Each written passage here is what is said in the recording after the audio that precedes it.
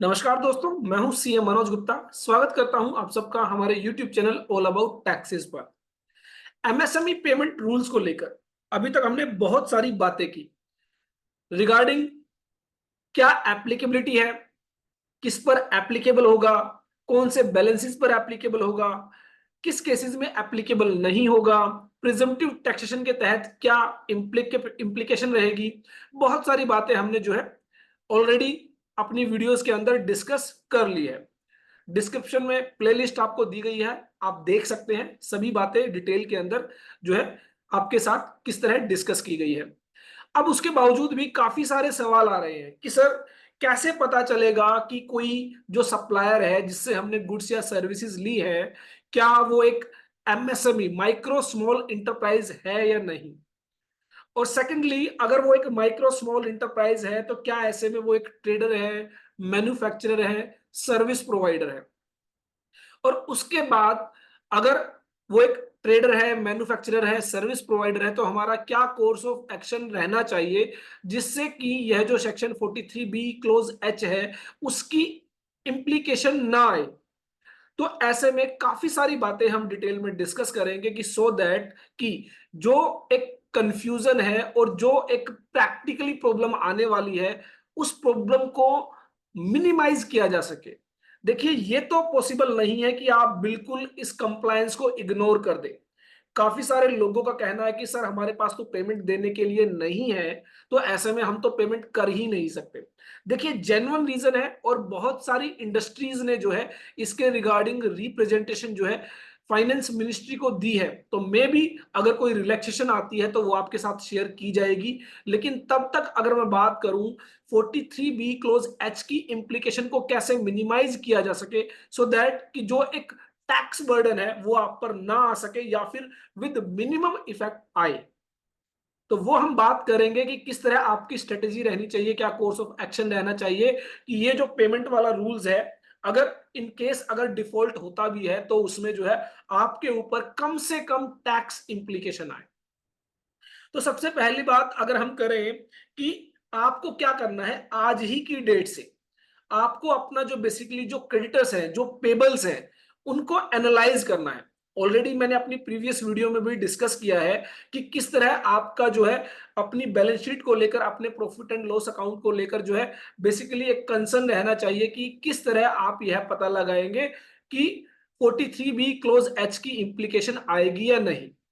तो यहां पर सबसे पहले आपको अब अपने क्रेडिटर्स को एनालाइज करना है। तो यहां पर आप क्या करेंगे, सबसे पहले आप अपने प्रॉफिट एंड लॉस अकाउंट को देखेंगे कि प्रॉफिट एंड लॉस अकाउंट में आपके जो एक्सपेंसेस है, सिर्फ परचेज की बात नहीं की गई है, जो सर्विसेज आप अवेल करते हैं वो भी जो है यहां पर इंक्लूड की गई है। तो इट मींस परचेज के अलावा जो आपके एक्सपेंसेस हैं, फॉर एग्जांपल प्रोफेशनल एक्सपेंसेस है, तो ये भी हो सकता है इनके ऊपर माइक्रो स्मॉल इंटरप्राइजेस की जो इंप्लीकेशन आ जाए। इसके अलावा व्हीकल रनिंग एक्सपेंसेस है या फिर और कोई भी एक्सपेंस जो आपके प्रॉफिट एंड लॉस अकाउंट में डेबिट है, उन सभी एक्सपेंसेस को आपको अच्छे से समझना होगा कि क्या इसके ऊपर 43B क्लोज एच एप्लीकेबल हो सकता है या नहीं।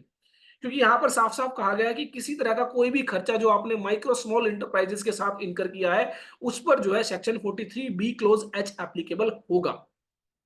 तो बात करें वेजेस सैलरी की, तो यहां पर जो है इसकी जो इम्प्लीकेशन है वो नहीं आएगी। बात करें अगर हम जो है अगर बात करें बैंक चार्जेस की, तो बैंक जो है एक माइक्रो स्मॉल इंटरप्राइजेस जनरली नहीं है, तो ऐसे में यहां पर कोई एप्लीकेबिलिटी नहीं आएगी। तो स्टाफ वेलफेयर एक्सपेंसेस की बात करें तो ऐसे में जो है स्टाफ वेलफेयर एक्सपेंसेस जो आपके बेसिकली अगर मैं बात करूं, जो स्टाफ को आप कुछ पेटी जो आपके एक्सपेंस होते हैं चाय के लिए, बिस्किट्स के लिए, तो इस तरह के जो आपके एक्सपेंस हैं उन पर भी कोई एप्लीकेबिलिटी नहीं आएगी। अगर हम बात करें लेट से व्हीकल रनिंग एक्सपेंसेस की, तो ये व्हीकल के जो खर्चे हैं क्या आपने किसी माइक्रो स्मॉल इंटरप्राइजेस के साथ इनकर किए हैं, तो ये आपको देखना होगा। इलेक्ट्रिसिटी चार्जेस की बात करें, जनरली स्टेट अथॉरिटीज है तो माइक्रो स्मॉल इंटरप्राइजेस में कवर नहीं होती है। तो बेसिकली आपको समझना होगा कि कौन कौन से एक्सपेंसेस आपके कवर हो सकते हैं और कौन कौन से कवर नहीं हो सकते। तो ये पहले दिन से ही आप एनालिसिस करना शुरू कर दें सो दैट कि जिन पर एप्लीकेबिलिटी नहीं आती है उनको लेकर आपका कंसर्न खत्म हो जाए। अब बात आती है कि जिन पर आ सकती है, अब उनको आपको चेक करना है कि जो आपके प्रॉफिट एंड लॉस अकाउंट में जो अमाउंट डेबिट होगी उसमें से कितनी अमाउंट जो है आपकी आउटस्टैंडिंग है एज ऑन 31 मार्च। तो आज तो आप प्रिडिक्ट नहीं कर सकते हैं, लेकिन अगर आप कोशिश करेंगे तो धीरे धीरे आपको ये पता चल जाएगा कि भी 31 मार्च तक मेरा जो ये है इतना बैलेंस इन पार्टीज के अगेंस्ट जो है आउटस्टैंडिंग रहने वाला है, सो दैट आज से ही आप उनकी प्रिपरेशन स्टार्ट कर दें। और जो आप ड्यूरिंग द ईयर ही पे कर चुके हैं उनके रिगार्डिंग आपको सोचने की जरूरत ही नहीं है। ड्यूरिंग द ईयर ही जो आप पे ऑफ कर चुके हैं, भले ही आपने उनकी डिले पेमेंट की हो, लेकिन यहां पर 43B क्लोज एच की एप्लीकेबिलिटी नहीं आएगी। तो पहली बात, सिर्फ आउटस्टैंडिंग को ही आपको जो है कंसर्न रखना है, आउटस्टैंडिंग के रिगार्डिंग ही हमारी एप्लीकेबिलिटी आएगी। अब ये जो आउटस्टैंडिंग होंगे ये आपकी जो है बैलेंस शीट के अंदर होंगे, तो in the form of creditors भी हो सकते हैं, in the form of expenses payable भी हो सकते हैं। अब यहां पर आपको देखना है कि कौन से ऐसे एक्सपेंस हैं जो आपके एज ऑन 1 अप्रैल को भी आउटस्टैंडिंग थे और सेम बैलेंस आपका 31 मार्च को भी आउटस्टैंडिंग है और उनके अंदर कोई ट्रांजेक्शन ही नहीं हुई है ड्यूरिंग द ईयर, तो यहां पर भी जो है 43B की एप्लीकेबिलिटी नहीं होगी। अब बात आई कि वो जो ड्यूरिंग द ईयर से रिलेटेड एक्सपेंसेस है वो जो आपके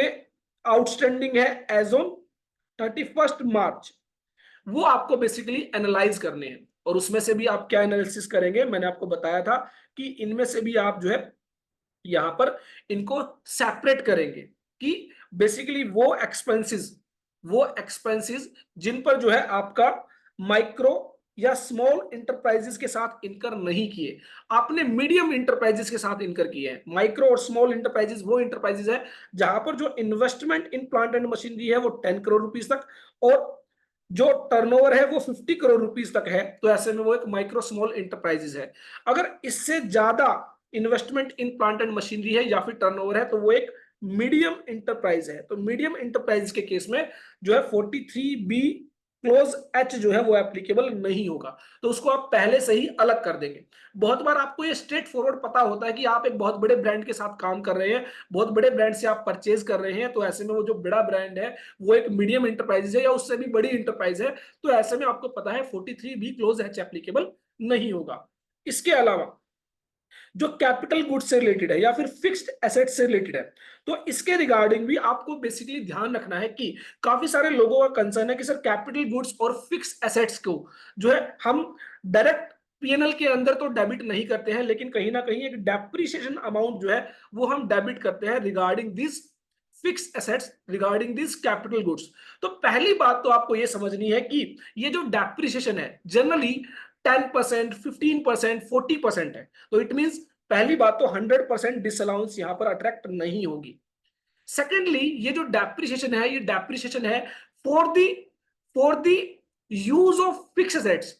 तो ऐसे में इस पर जो है 43B क्लोज एच की एप्लीकेबिलिटी नहीं आनी चाहिए। लेकिन अगर हम मान भी लेते हैं कि इस पर अगर एप्लीकेबिलिटी आएगी तो वो एप्लीकेबिलिटी जितनी डेप्रिसिएशन रेट है 10% या 15% या 40%, उतनी ही एप्लीकेबिलिटी आ सकती है, उससे ज्यादा एप्लीकेबिलिटी नहीं आ सकती। लेकिन कहीं ना कहीं अगर हम बात करें जो कैपिटल गुड्स और फिक्स एसेट्स से रिलेटेड जो अमाउंट्स है वो आपके पीएनएल के अंदर डायरेक्ट डेबिट नहीं होती है, तो ऐसे में 43B क्लोज एच की एप्लीकेबिलिटी नहीं आनी चाहिए। उसके बाद जो नेक्स्ट कंसर्न आता है कि वो लोग जिन पर माइक्रो स्मॉल इंटरप्राइजेज जो एक्ट है वो एप्लीकेबल ही नहीं होता है, तो ऐसे में उनके ऊपर भी जो है जो 43B क्लोज एच की एप्लीकेबिलिटी नहीं आएगी, तो वो भी आपका जो बैलेंस है वो इसमें से क्या हो जाता है, अलग हो जाता है। और इसके अलावा अगर मैं बात करूं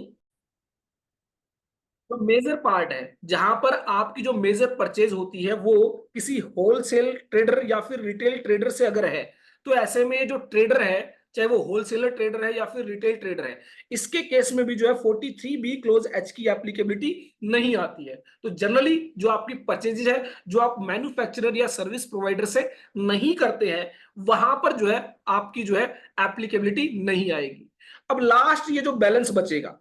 इस बैलेंस पर जो है आपकी एप्लीकेबिलिटी आ सकती है जिसका मुझे कंसर्न है। फॉर एग्जांपल हमारा ये जो बैलेंस है, लेट से हम 1 मिनट के लिए मान लेते हैं अराउंड जो है यहां पर 80 लाख रुपीस का आउटस्टैंडिंग बैलेंस था, और इस 80 लाख रुपीस में से हम मान लेते हैं 45 लाख रुपीस की जो अमाउंट है वो बच जाती है इन बैलेंस फॉर्म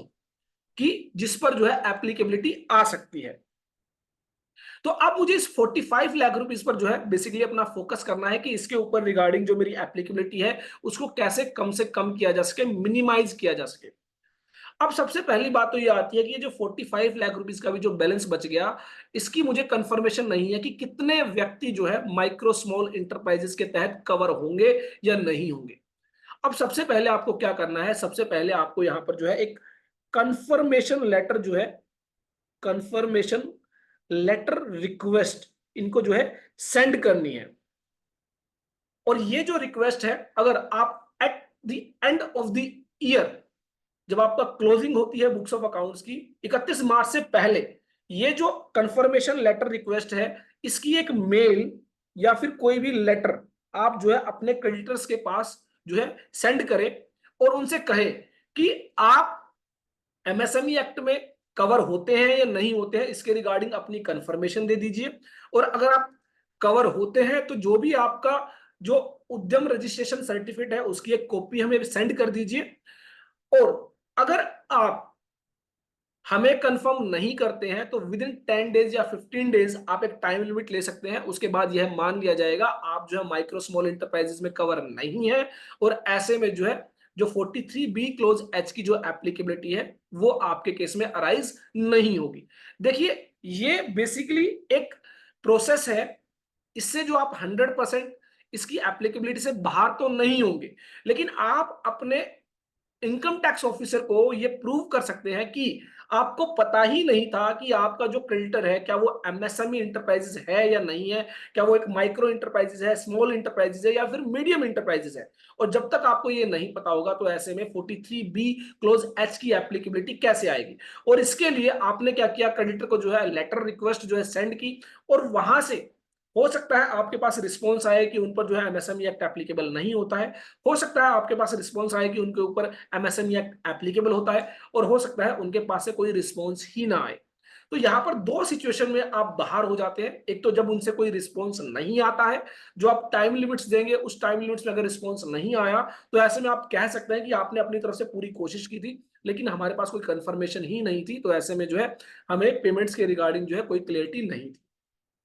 सेकेंडली, जो रिस्पॉन्स आता है उनको जो है आपको अपना एक साइड में रखना है और कोशिश करनी है कि इन जहां पर आपको रिस्पॉन्स मिला है कि हाँ वो माइक्रो स्मॉल इंटरप्राइजेस में कवर है, उनकी पेमेंट्स आप सबसे पहले करें। क्योंकि कहीं ना कहीं अगर आप नॉन कंप्लायंस करेंगे तो उसकी कॉस्टिंग बहुत ज्यादा है। ऑलरेडी मैं अपनी प्रीवियस वीडियो में आपको बता चुका हूं कि जो टैक्स है वो इन लैक्स ऑफ रुपीज आपको पे करना पड़ सकता है। तो यहां पर अब आप क्या करेंगे, 45 लाख रुपीज के रिगार्डिंग जो कंफर्मेशन लेटर रिक्वेस्ट है उसके रिगार्डिंग आप मेल जो है अपने क्रेडिटर्स को जो है सेंड करेंगे। और इसका एक फॉर्मेट यहाँ पर जो है मैंने अटैच किया है, जो आप हमारे टेलीग्राम चैनल से डाउनलोड कर सकते हैं। ये फॉर्मेट रिक्वेस्ट लेटर है जिसको आप अपने अकॉर्डिंग कस्टमाइज कर सकते हैं, उसको आप मॉडिफाई कर सकते हैं, जहां पर बेसिकली आपको जो है अपना एक रिक्वेस्ट लेटर जो है अपने सभी क्रेडिटर्स को सेंड करना है, और जिसमें आपको बेसिकली यही बात करनी है कि अगर आप माइक्रो स्मॉल इंटरप्राइजेस में कवर है तो प्लीज कंफर्म कर दीजिए। और उसके रिगार्डिंग जो है आप अपना जो पैन कार्ड की फोटोकॉपी है, जो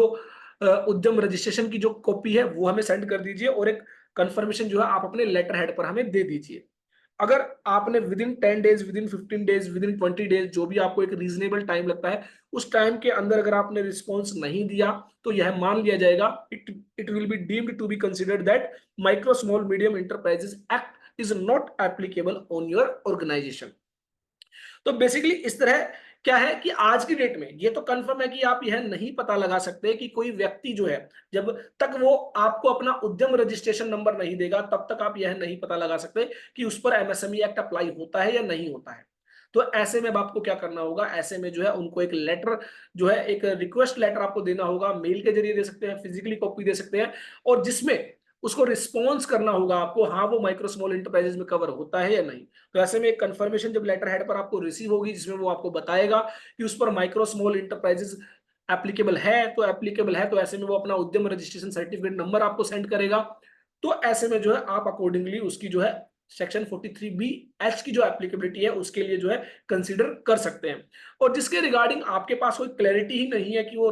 माइक्रो स्मॉल इंटरप्राइजेस में कवर होता है या नहीं होता है, तो ऐसे में आप अपनी मेल्स के जरिए, आप अपने रिक्वेस्ट लेटर के जरिए जो है इनकम टैक्स ऑफिसर को जो है कंफर्म कर सकते हैं कि हमने पूरी कोशिश की, लेकिन यहाँ पर जो है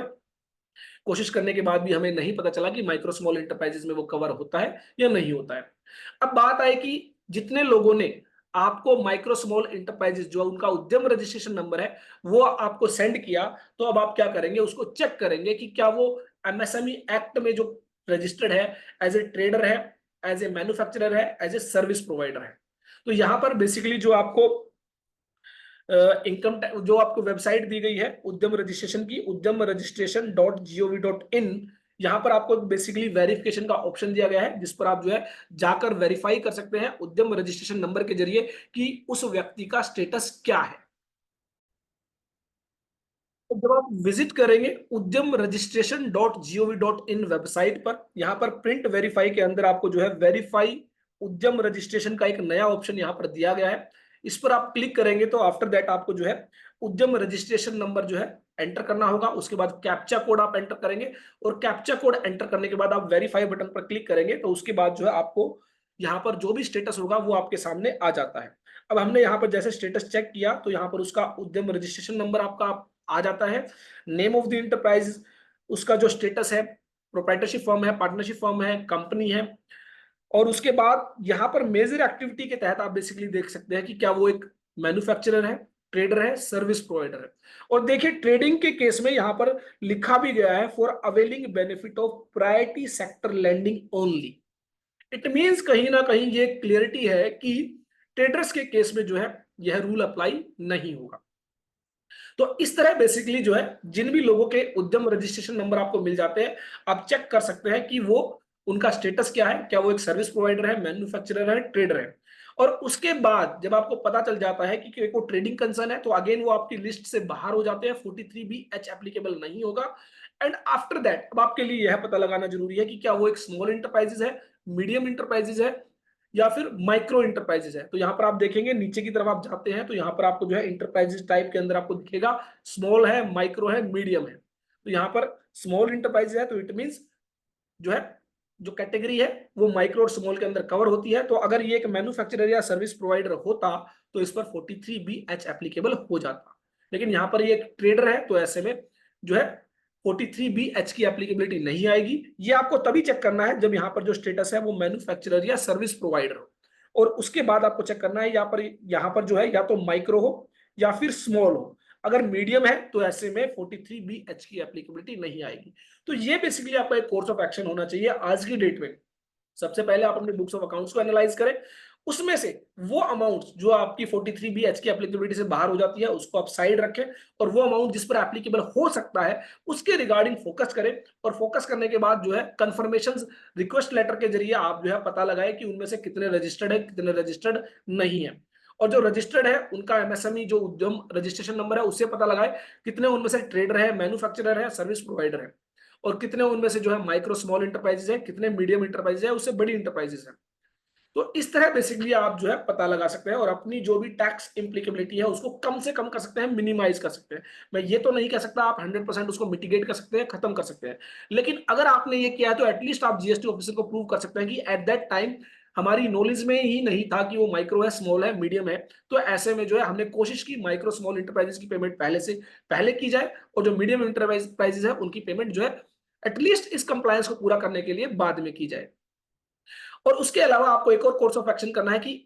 अब से जितने भी आप एग्रीमेंट, जितने भी सॉरी आप परचेज करते हैं, जितनी आप गुड्स या सर्विसेज अवेल करते हैं, एटलीस्ट उनके साथ रिटर्न कम्युनिकेशन के जरिए वो जो टाइम लिमिट्स है उसको कम से कम 45 डेज जरूर कर ले।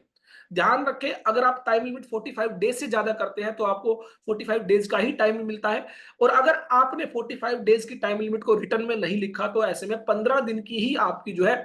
जो आपकी टाइम लिमिट्स है वो पेमेंट्स के लिए दी गई है। तो ये भी आपको अपने कोर्स ऑफ एक्शन के अंदर जो है आगे से ध्यान रखना है जब भी आप परचेज करें गुड्स की या सर्विसेज की। तो ऐसे में एक रिटर्न कम्युनिकेशन आपके और वेंडर के बीच में होना चाहिए कि एटलीस्ट 45 डेज को आप रिटर्न में जो है कम्युनिकेट कर सके कि आपके पास जो टाइम लिमिट्स है वो 45 डेज की है। अदरवाइज क्या होगा, अदरवाइज ऑफिसर कोशिश करेगा यह एस्टेब्लिश करने की आपका कोई रिटर्न एग्रीमेंट नहीं है और 15 डेज के अंदर ही आपको पेमेंट करनी थी, आप टाइमली पेमेंट नहीं कर पाए, तो ऐसे में जो है आप पर 43B(H) एप्लीकेबल हो जाएगा। तो ये बेसिकली आपका कोर्स ऑफ एक्शन होना चाहिए कि 43B(H) की एप्लीकेबिलिटी को, इंप्लीकेशंस को कम से कम किया जाए, मिनिमाइज किया जा सके। आई होप मेरी यह वीडियो आपके लिए यूजफुल होगी, और ढेर सारे ऐसे ही वीडियोस के लिए आप सब्सक्राइब कर सकते हैं हमारे यूट्यूब चैनल को।